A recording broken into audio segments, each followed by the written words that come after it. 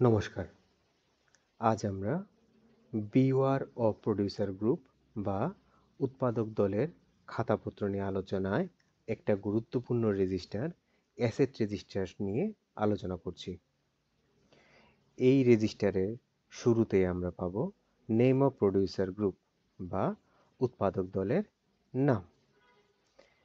দ্বিতীয় পেজে আমরা পাব প্রোফাইল অফ প্রোডিউসার গ্রুপ বা উৎপাদক দলের বিবরণ, যার মধ্যে সর্বপ্রথম আমরা পাব নেম অফ পিজি বা উৎপাদক দলের নাম, অ্যাক্টিভিটি অফ পিজি বা পিজি কী ধরনের কাজের সঙ্গে যুক্ত আছে, যেমন কৃষিকাজ, পশুপালন, মৎস্য চাষ, এটা আমরা এই স্থানে উল্লেখ করব। তৃতীয় নাম্বার কলামে আমরা পাব অ্যাড্রেস, যেখানে আমরা পিজির গ্রামের নাম, ব্লকের নাম, জেলার নাম বা রাজ্যেরই বা কী নাম সেটা আমরা এখানে উল্লেখ করব। চতুর্থ নাম্বার কলামে আমরা ডেট অফ ফরমেশন বা পিজি গঠনের তারিখ আমরা এখানে চতুর্থ নাম্বার কলামে উল্লেখ করব। পঞ্চম নাম্বার কলামে আমাদের আছে টোটাল মেম্বার ইন পিজি বা পিজির টোটাল সদস্য সংখ্যা কত, সেটা আমরা টোটাল মেম্বার ইন পিজি ডিটেলসের মধ্যে উল্লেখ করব। ষষ্ঠ নাম্বার কলামে আছে ব্যাংক ডিটেলস, পিজির ব্যাংক ডিটেলস আমরা এই কলামে উল্লেখ করব, যেখানে ব্যাংকের অ্যাকাউন্ট নাম্বার, ব্যাংকের নাম, ব্যাংকের ব্রাঞ্চের নাম, ব্যাংকের আইএফএসসি কোড কত সেটা আমরা এখানে উল্লেখ করব। সপ্তম নাম্বার কলামে আছে পিজি কোন সিএলএফ এর আওতাধীন, সেটা আমরা সপ্তম নাম্বার কলামে উল্লেখ করব।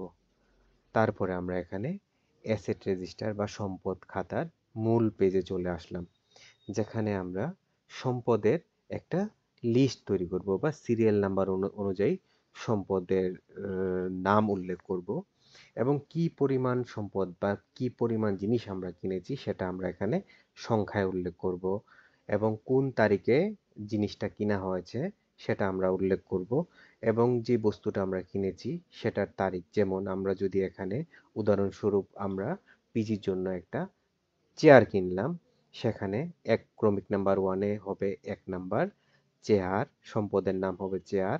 আমরা 5টা চেয়ার কিনলাম, সংখ্যাতে 5 হবে। কোন তারিখে আমরা চেয়ারটা কিনলাম সেটা ডেট অফ পারচেজ বা ক্রয়ের তারিখে আমরা লিখব।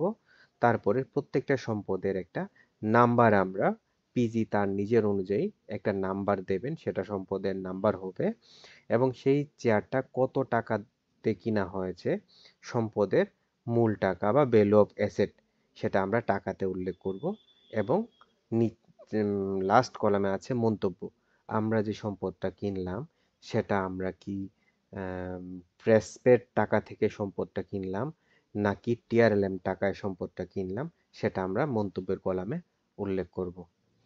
আশা করি এই ভিডিওটার মাধ্যমে আমরা অ্যাসেট রেজিস্টার বা সম্পদ খাতা সম্বন্ধে একটা বিশদ ধারণা পেলাম।